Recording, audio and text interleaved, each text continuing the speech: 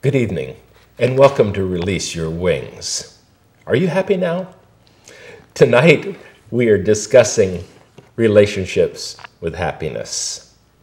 I'm Dan Bagley, and I'm interviewing Shireen Chadha tonight of the Brahma Kumaris, and we're going to talk about happiness, what makes us happy, and how to get happier. So, Shireen, what makes us happy?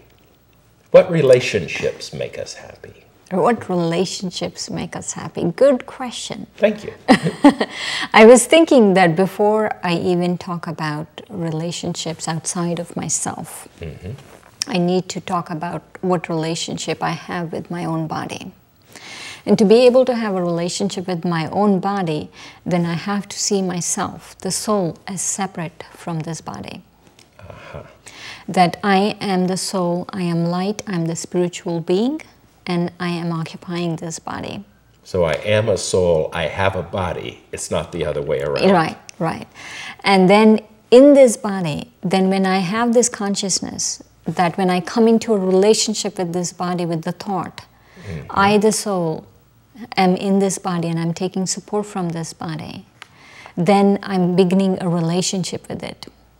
And I'm actually beginning a relationship of independence from it.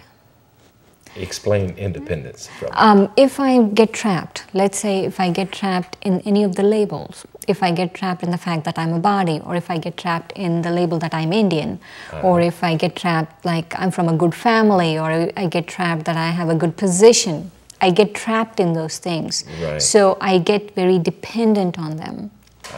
But when I become independent, when I see myself, the soul, as separate from the body, and that there are labels of the body, like the year, the make, the model, there's labels of the body, but the soul has different characteristics. So then I come into a relationship with the body. So, two things that come to mind on this. Number one is, since we have a relationship with the body, we want to take care of it. Right. In maximum thing. The other piece is the identification with the body, though, is secondary.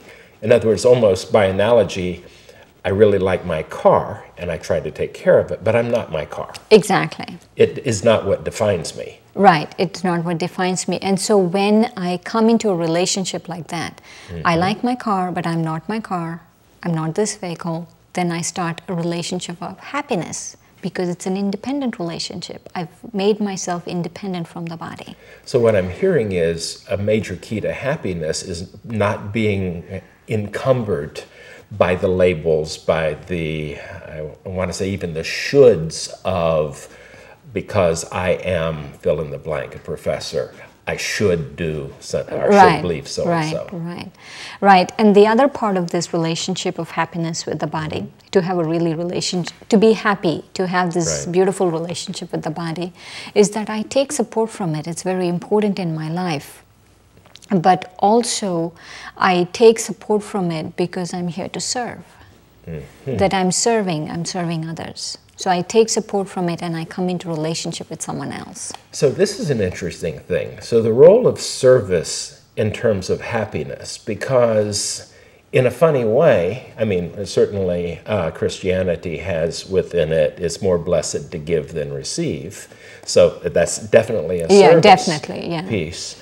But also there's some good brain science on this. That when we are truly giving service, when we're helping others, the altruistic self, we have in our brains, from functional MRIs, I have read, that the pleasure centers of our brain, the feeling gratification, lights up. So part of this happiness is giving service. Yeah, definitely, giving service. And so when we talk about relationship with others, the soul coming into a relationship with others, that relationship of service, of giving rather than taking, does give happiness. But also when I love people without deception. And I feel like that. Love people without deception. And elaborate. Well, what happens is when people are, many times in, like with say husband and wife or any relationship, that there could be some kind of a deception. And that deception, I feel, happens when I identify too much with the physical. I identify with their physical labels. Now, I'm not identifying with my physical labels, but I'm identifying with someone else's position or body or wealth. And so that kind of deception comes, and I feel that's not spiritual love. The Jewish philosopher, theologian Martin Buber wrote a book called I and Thou, and I think he's talking about what you're talking about, and that is you can see someone as an it, and we often do this, as the boss, as the role they play, as the spouse. Right. Or you can connect with them at the most basic soul level of the thou relationship, which is sacred of sorts. Right. And so when I come into that relationship of just soul with soul, and then there's one other aspect of happiness in this relationship, and that is I have the power of tolerance. And tolerance here, I don't mean I'm tolerating racial differences or I'm tolerating their bad things, but that I'm able to give under whatever circumstances. I'm not, they're they're not behaving right, so I'm not giving them today. So there are no deal killers within, within the game. Yeah, and that tolerance actually gives us happiness. And so this true spiritual love without deception gives us happiness. That when I really come into a relationship of that soul to soul, and also this kind of tolerance gives us happiness. So within this deep happiness, let's separate happiness as we're talking about it from the momentary, oh goody, I get to go on the Ferris wheel kind of happiness, because this isn't exactly where we're going with this. No. I mean, it could be. Yeah, but you're talking about something a little bit more abiding. Right. So what's the role of our peers, our friends, to our happiness? In other words, should we seek out happy people? Oh, yeah. That's a good one. I would think so. Or we should seek out people who are willing to change themselves. Because who are really on a journey of transformation. Because we do get affected by the association we keep. So I now and then will talk to someone who says, well, my spouse is not on my spiritual journey. What do I do? What would your answer to them be? Tolerate. My answer is always love them right where they are. Right. But within that, I think we're saying the same thing within that. Allow them to be who they need to be right now. Right. Without judgment. Right. And also what happens is when I change, it's bound to happen. The world around me will change. There's a resonance that happens. So if she's not getting spiritual, it means you're not being too spiritual yourself. Well, that kind of comes into it because perhaps one of the ways we stay unhappy is I would be a better person if you were a better person, which is avoiding responsibility. Right. So if we're not happy, are we doing something wrong? Sure. I think it is a way, it's a way of telling us. The soul is telling us, yes, you're doing some wrong steps. So our natural state is joyfulness, happiness. Yes. And if we're not feeling that on a regular basis, then we're probably contributing to our own unhappiness. Yeah. And I was thinking there's a couple of other things here, but one very, very important relationship we need to understand is the relationship between the heart and the mind. Talk more about that. When we have old things in the heart, like if I hold grudges or someone did something to me, said something to me, I have all of these old wounds, then the mind can't be peaceful. And so I have to understand this relationship between mind and the heart.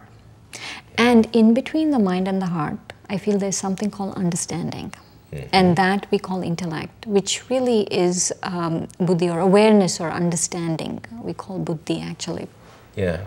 And so in this understanding of how this is happening, or when my intellect plays this, that I receive peace, that I start healing myself and start experiencing that deep peace with understanding, with knowledge, then my mind starts healing. So I don't necessarily need to understand why they snapped at me. I need to understand that all things work toward a greater good. Is that what I'm hearing? Or No, is it... I need to understand the relationship between my heart, my mind, and my intellect. It's not about other people. Not about the externals at all. Nothing Okay, about anyone else. So if I understand that when I have deep understanding, then I'm experiencing deep peace. And when I'm experiencing deep peace, that the mind is experiencing deep peace, and when the mind is experiencing deep peace, then the heart heals. Yeah. So if I find myself less than happy, then circumstances don't need to change, really. No, my understanding of my relationship between the mind, the heart, and the intellect really need to, it's the self, right? You know, people always say knowledge is power. And so this is knowledge of the self. How are you as a soul operating?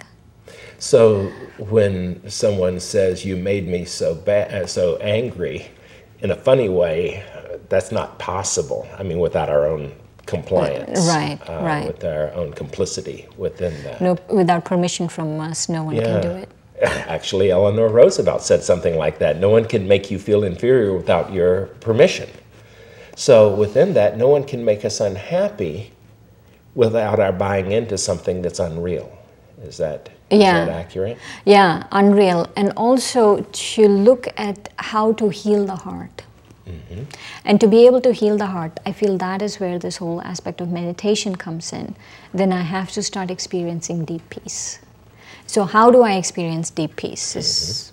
Right. How do I experience deep peace? Don't mean to take your role and ask the question, but how do I experience deep peace?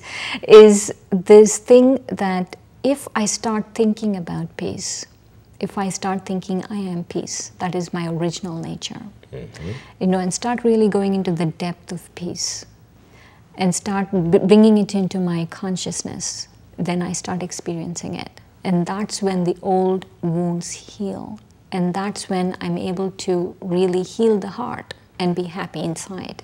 So there are a couple of things that are tangential to this. Number one is one must set up a time to get quiet and to try to tap into this peace. Exactly, in the morning. In the morning. Or at night, both. Yeah. Actually, I would suggest both. Okay, but if at least in the morning, Yeah, and in then, the morning, yeah. And then pick it up again at night. And how long should this time, starting off at least, and then evolving? Maybe 15 minutes. So 15 minutes. And in that meditation thing, that doesn't mean they have to sit. We have to sit in the lotus position or something, just comfortably. Comfortably, yeah. Yeah. And you can use a lot of guided meditations too. That if you're not able to do it yourself, then you get help from other people. But there is one other important aspect of meditation, and that is the relationship of the soul with the Supreme Soul. And so in the relationship of the soul with the Supreme Soul, when the Supreme Soul is looking at the soul, is just looking at the soul. Is not looking at your position, is not looking at your body, not looking at your wealth, is not looking at, you know, the age of the nothing. So that the relationship is only with that soul, the purity of the soul, the love of the soul. And so because there's that relationship, because God is able to really have a relationship with just the soul and nothing to do with the body, there's no deception in it. And because there's no deception in it, there's a lot of power in that relationship. And that power brings us happiness. And trusting that power is the essential ingredient to doing that. Right. So, in moments of disturbance, the meditation is really about, first of all, quieting the mind enough to hear or to feel, experience the connection. Is that correct? Right, right. And then is your personal experience that you laugh more easily when you're at peace? Yeah, sure. Yeah. Though it doesn't have to be that you go around, smiling all the time. But yes, internally you do feel a sense of well-being. So if besides meditation, besides seeing yourself first as a soul who has a body, and putting a faith that one can touch this realization, is there one last thought on happiness? What should make us, or what can make us happier on a daily basis?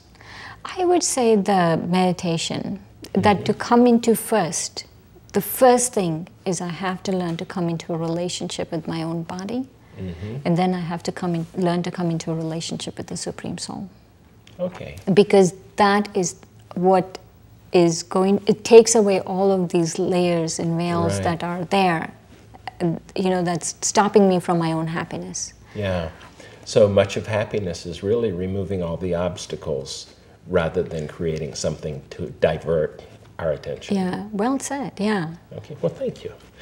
Since we're on a winning note, we'll wrap up. Thank you for joining us tonight.